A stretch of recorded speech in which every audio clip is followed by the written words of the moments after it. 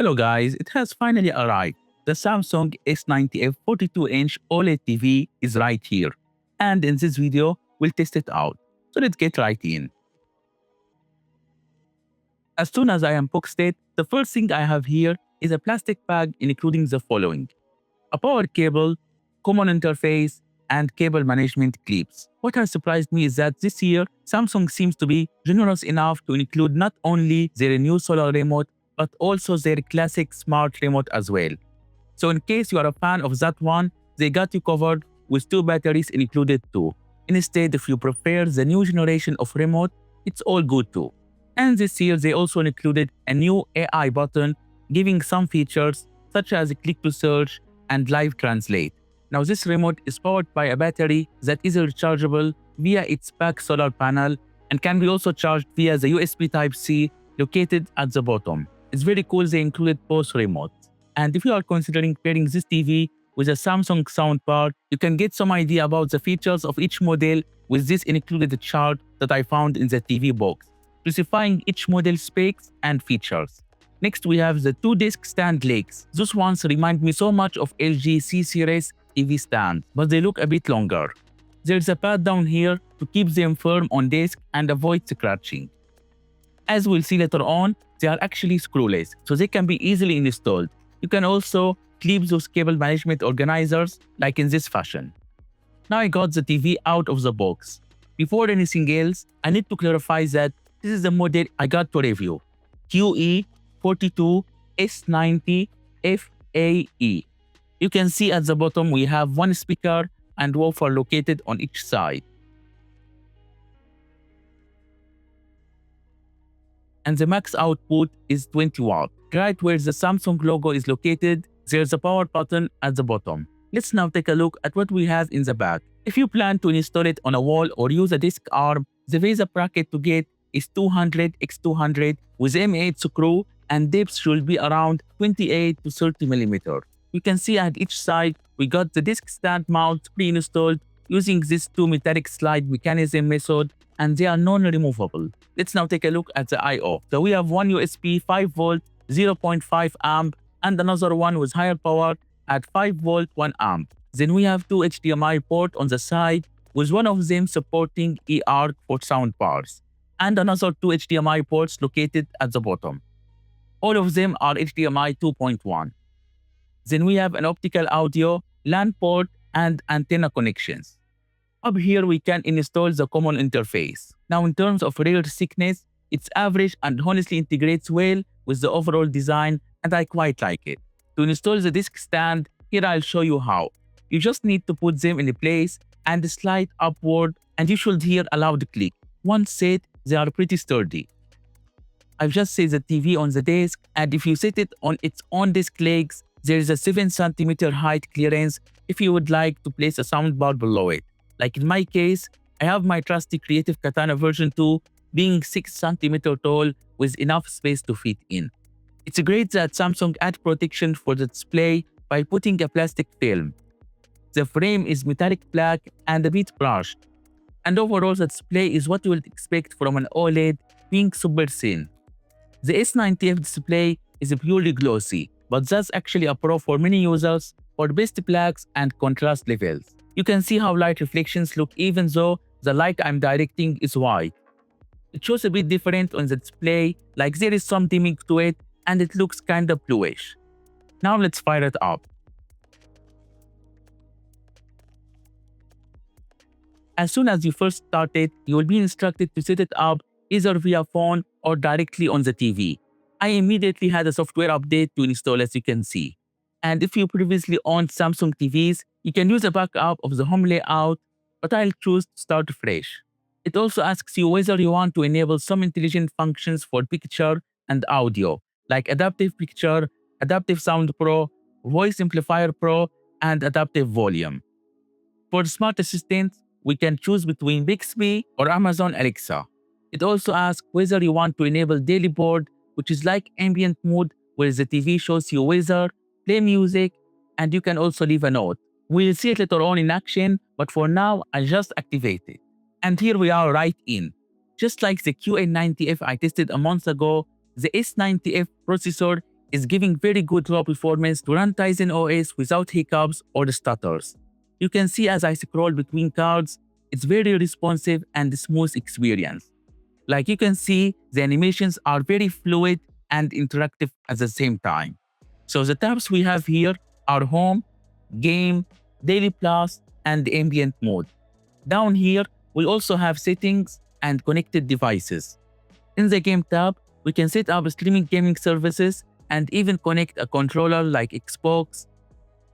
You can see how good the navigation experience is. Let's head now to Daily Plus, where we got a suite of apps for productivity and entertainment. We have a smart syncs to control other supported devices too. Additionally, this TV supports native Philips Hue Sync, so you don't need any device to sync your backlight strips to it. Just if you have a subscription, you can sync your Hue bridge to it. In Workspace, it shows you ways to connect display to different devices like Windows, Mac OS, also multi-control for Galaxy phones or tablets that allows you to navigate between them smoothly using mouse and keyboard. And Samsung DeX if your Galaxy phone or tablet as well supports Samsung desktop experience. Finally, we have Microsoft 365 support too. In the Health tab, you can watch training videos as you exercise. Next, we have the ambient mode. So I noticed that currently, even after installing the newest software update, it still utilizes the older ambient version. Whereas the QN90F I reviewed last month has Samsung newer service for ambient called Art Mode, with significantly more art collabs and sets. But ambient is still good if you want to keep the TV on showing an art or something while it's unused. But keep in mind that ambient mode is pretty dim on it and you can't control brightness. So just like you see it in video, it's actually like this in reality. Alright, now that we are done with all smart features, let's dive into the settings and features. Here I've connected my PC via HDMI. You can see Samsung has also improved the navigation system. Now all settings are placed in this vertical layout rather than the horizontal bar we had before, and it looks just like a small phone, and I quite love it because this way you can see the settings as you change them easily. So like we have easy access to change brightness, picture mode, enable AI mode, multi-view, and lots more. We also have the number and color pads as well as smart things. Now I'd like to show you the capability of multi-view on it. If you click on Make My Own, you can select between side-by-side or PIP. However, keep in mind you can't run two HDMI inputs at the same time in multi-view. You can only add one input and another window like YouTube, internet browser, smart view for phone, wireless laptop display, or USB camera. Game mode will be off and the refresh rate limited to 60 Hz. Okay, with that said, now I'll do a full tour of the settings starting with picture. Currently we are on entertain, given that game mode is off. You can switch it to graphic. If you have a Samsung phone from 2019 or newer, it can calculate the display using this smart calculation. Interestingly, in the panel care menu, Samsung allows you to toggle off pixel shift. We all know pixel shift helps to prevent OLED burn-in by slightly shifting the pixels every few minutes. We also have adjust logo brightness, which dims static areas like the Windows taskbar, so I'll set it all the way to high for maximum effect. You also get the ability to perform pixel refresh, and it's advisable to do it once every couple of weeks or if you notice picture retention. Now I'll go out of picture and head to advanced features in order to activate game mode. With game mode on, picture mode is now set to game. Let's check what we've got under Picture Expert settings. We have a brightness and I'll set it to max. I'll also bump colors a bit to give it a small boost.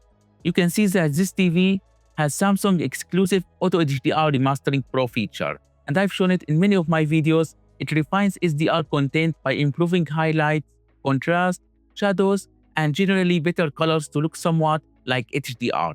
You can see it right away when I activate it, how colors just look better. But for PC, I'll turn on Windows native HDR and set the refresh rate to maximum allowed 144 Hz at 4K. When you turn HDR on, this Auto HDR Remastering Pro feature will be grayed out. But now you can change HDR tone mapping between static and active. I usually keep it to active. We also have peak brightness, which improve OLED brightness, so I recommend keeping that on high, along with contrast enhancer for better contrast. You can also change gamma offset here, and under color space settings, you can switch between native, auto, or custom for more specific color adjustment. I normally will keep it on native. Also, this TV has Samsung newer Gen Color Booster Pro, which utilize AI to optimize color intensity.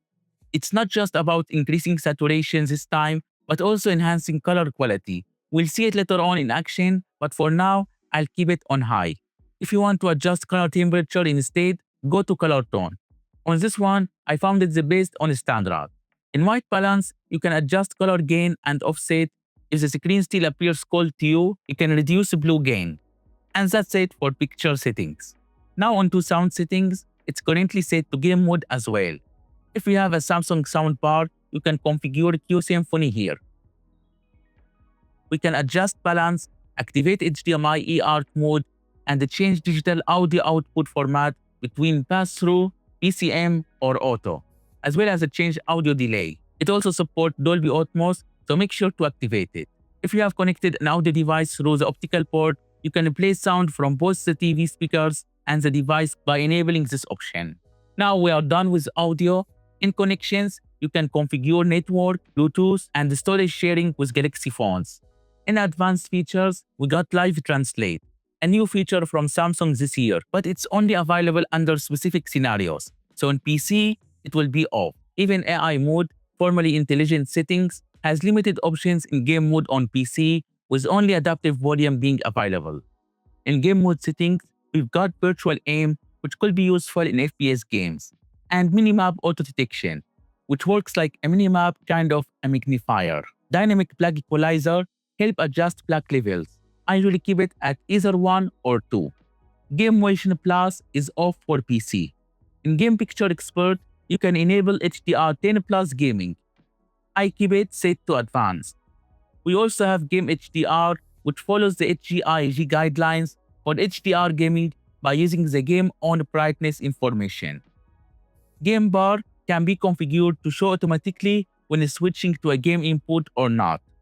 I usually prefer it to be not showing every time, as it launches every time the TV turns on in game mode, and 100% of times you don't need to change anything on it, so I prefer it not showing. To access game bar manually, just press and hold the play button on the remote. You will see by default, game genre is set to auto, which utilizes some sort of AI to detect the game and adjust game picture based on it, but you can still set it to standard, RPG, RTS, FPS, sports, original, or even the 2 custom modes which are configurable. In the game bar, you can activate features like aim assist, change screen ratio, and sound output. Unfortunately, in PC mode, minimap zoom doesn't work, it only works on consoles. But at least below you can see that input lag is currently set on fastest, resolution 4K, 144 FPS, HDR on, and VRR off, since I haven't enabled G-Sync yet in the NVIDIA app. Out from game mode, let's go back to daily board. As I said before, this feature detects when you enter the room even when the TV is off, and turns on in a special mode. Here it is in action. You can see when I entered, it detected my presence even when the TV was off. It did start by itself in this mode, which isn't like a normal power state. It's more like a useful hub where you can see weather, view notes, play music, and you can also edit it to change sort, add more cards, plus change the background. Out from daily board, in the start settings, you can set the TV to start by default on the Smart Hub Home. I usually keep that off as I want it to start directly on the input like PC instead of the Smart Home Hub. You can also configure options like Auto Run Multiview when casting YouTube from your phone, and Multiview runs automatically when you mirror your phone screen.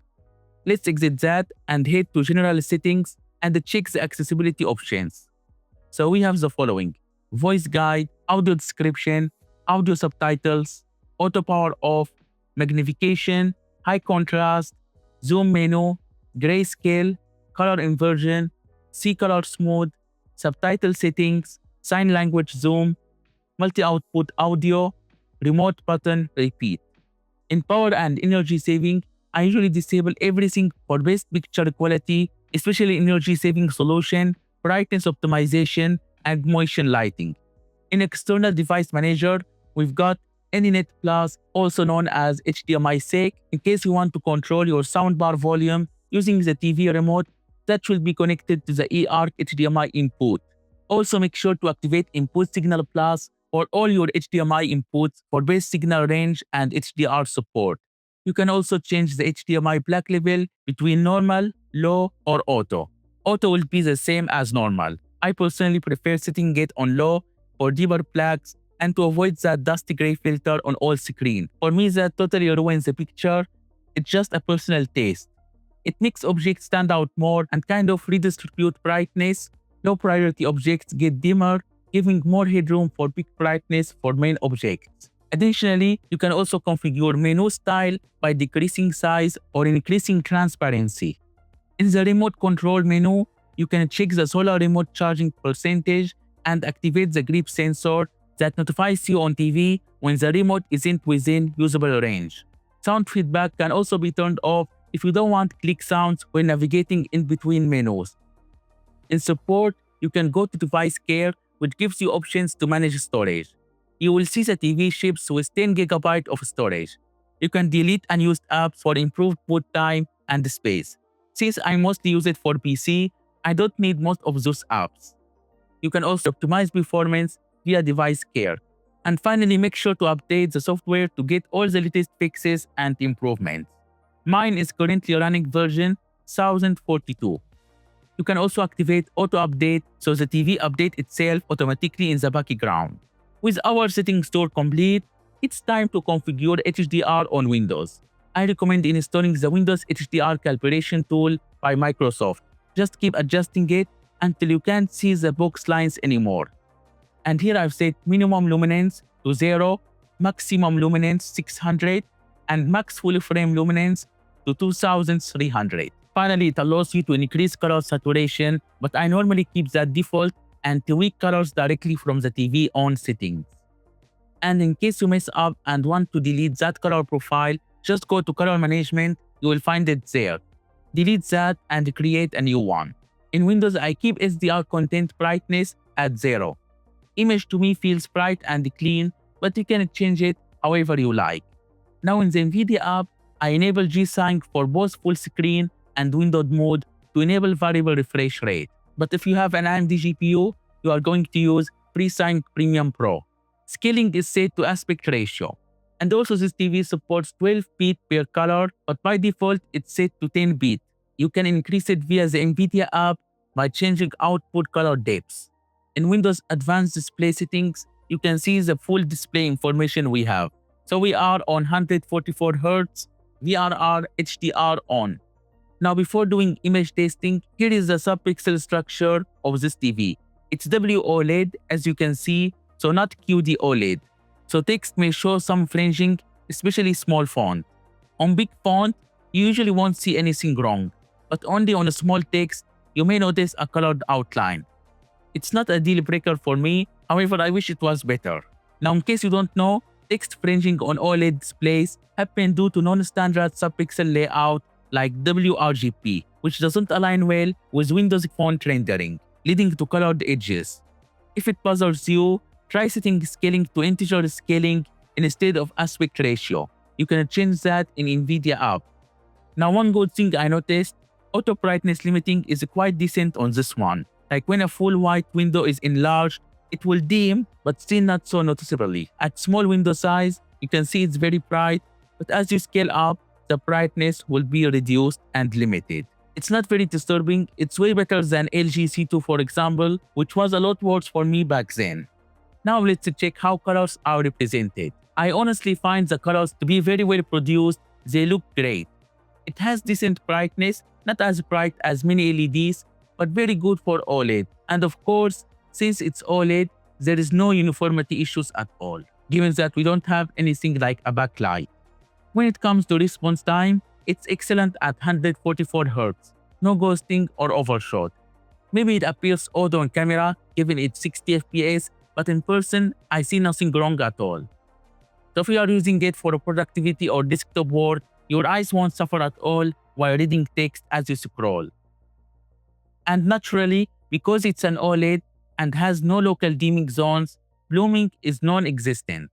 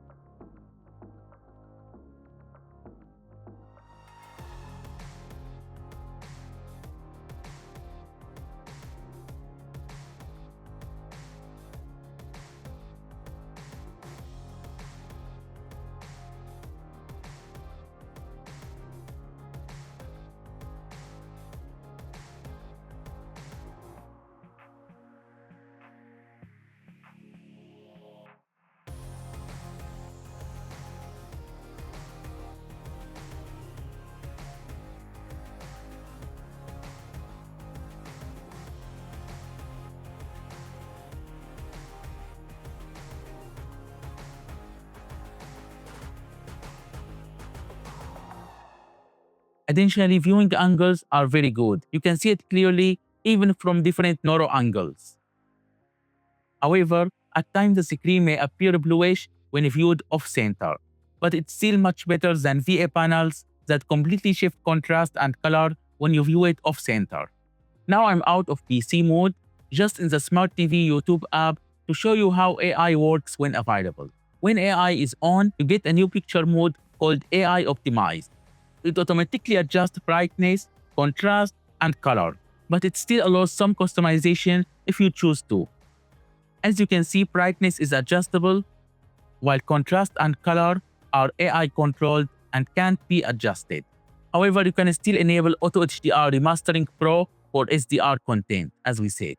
Also, if you notice noise, blur, or a judder, you can use picture clarity to improve it. In AI settings, you can also enable Active Voice Amplifier Pro, which utilizes AI to enhance dialogue clarity by separating it from background noise. Now I'll show you how to customize Picture AI to match it to your liking. You will get 3 scenarios: sport, movie, and general scene. Each gives you 3 sets with 4 visual examples. You pick what looks best, and that's how it adapts to you. In my opinion, one of the strongest features on recent Samsung TVs is Auto HDR Remastering Pro. To me, this feature is magical for SDR content. You can see how enabling it makes objects pop more and feel more vibrant. So I totally recommend giving it a try if you play SDR content on it. Another great one is Color Booster Pro. As I said before, it doesn't just increase color saturation, but also reduce color intensity to improve clarity. It's really amazing. It analyzes the scene using the AI, detects potential improvement, and enhances them.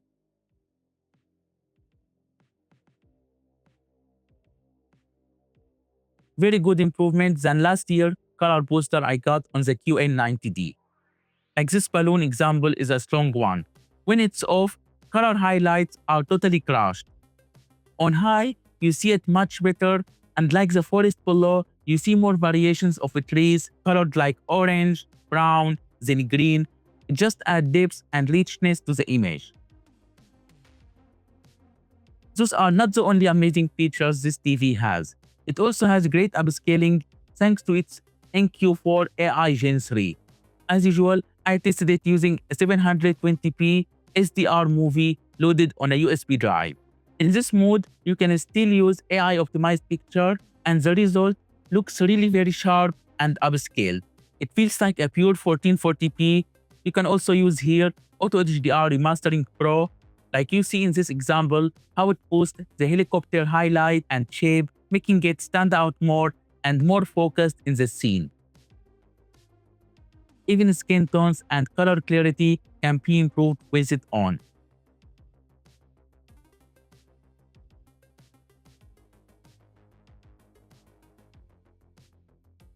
Honestly, the upscaling felt amazing to me. It's that clean. But of course, the TV isn't without some issues. Though, thankfully, I believe could be fixable via software update and temporarily some workaround. Let me show you the first one I found. If you go to NVIDIA control panel and desktop scaling, you will notice that the screen isn't fully visible. Some edges are cut off even though it's set on aspect ratio 16:9. This could get super annoying in Windows because taskbar and icons may go out of frame. To make it 100% visible, you need to reduce scaling by one step, like to 99%. I found the reason behind this issue. It's all due to the OLED panel pixel shift feature. As soon as I turn it off, the whole screen is in frame without applying any scaling. Sadly, I couldn't find a way to keep pixel shift on while having the full desktop show other than by reducing scaling, which to me felt not a good fix as it shrinks screen state and makes bezels feel wider. That was the first issue. The second, which is more minor but worth mentioning. With game mode on and game HDR is off, the TV changes game genre by itself. As I said before, by using the new AI feature that switches between standard RPG, RTS, FPS, sports based on how it detects the screen. But for me, it didn't work in all scenarios that well. For example, opening a web browser causes colors to look desaturated and bad. And when I go back to desktop, it improves once again. So it's quite distracting as it does that. Like you see, it switches automatically to RPG on desktop, looking nicer, and then as I open the web browser, it switches to standard, and you see like brightness, contrast, color settings vary per mode. So I recommend either turning Game HDR on, which disables that AI feature, or using one of the custom modes you configured to your taste and sticking with it all time. I just don't like the dynamic switching it does. Hopefully it can be improved to look much better on PC. So those were the two issues I encountered. But in terms of picture, this TV is really incredible. It's purely awesome and everything looks great and detailed.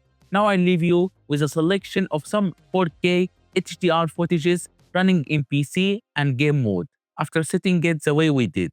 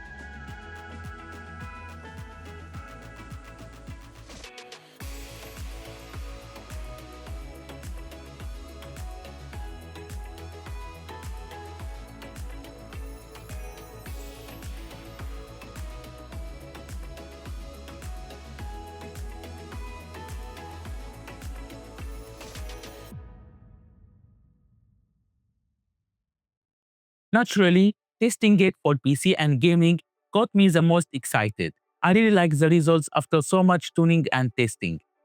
I still believe it needs more tuning, but it's just a matter of time until I settle with best settings for me. But I can see already that HDR brightness is so great. Responsiveness is top notch, no screen tearing, thanks to G-Sign compatibility, and there is no ghosting. It's just awesome. Here I'm testing it now on PS5 Pro. Also, when using PS5, you will see the picture is slightly cropped around the corners. So to fix it, either just shrink screen by 1% or turn off pixel shift if you are bothered by it. Still, we've got everything enabled: VRR, 120Hz output, auto low latency mode or ALLM with HDR on. Also, make sure to calculate HDR on the PS5. Just proceed until you can't see the sun shape. Here we are in Horizon Forbidden West. You can see the difference with Game HDR on versus off. With Game HDR off, you get access to Color Booster Pro, so that's why colors look richer. But overall, both modes look great. If you want original brightness metadata from the game, it's better to keep Game HDR on.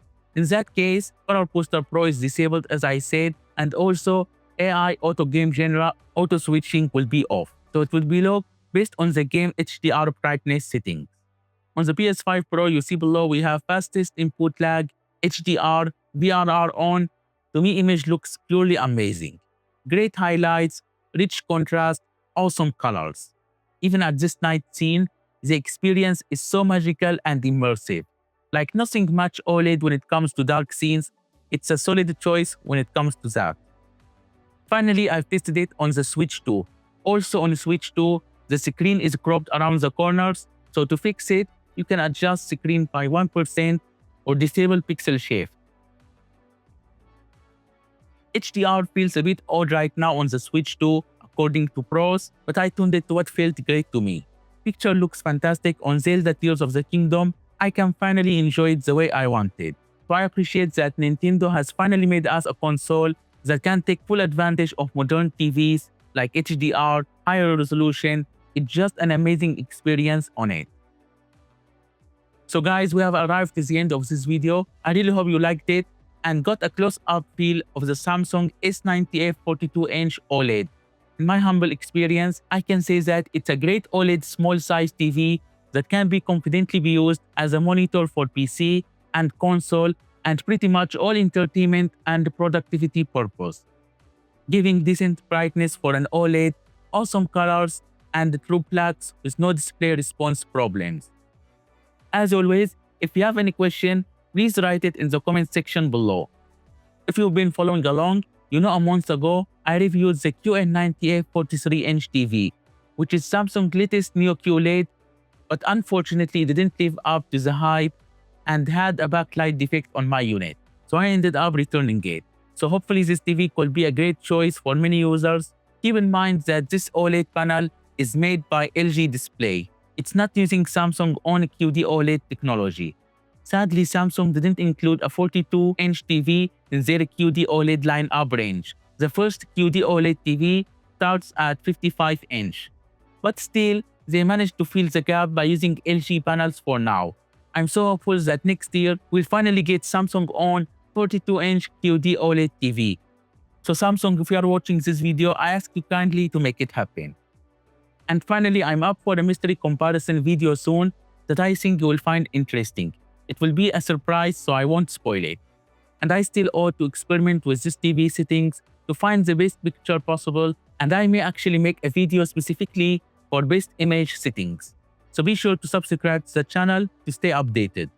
And if you enjoyed this video, please don't forget to give it a like and share it with anyone you think may benefit from it. Thanks for watching and see you in the next one.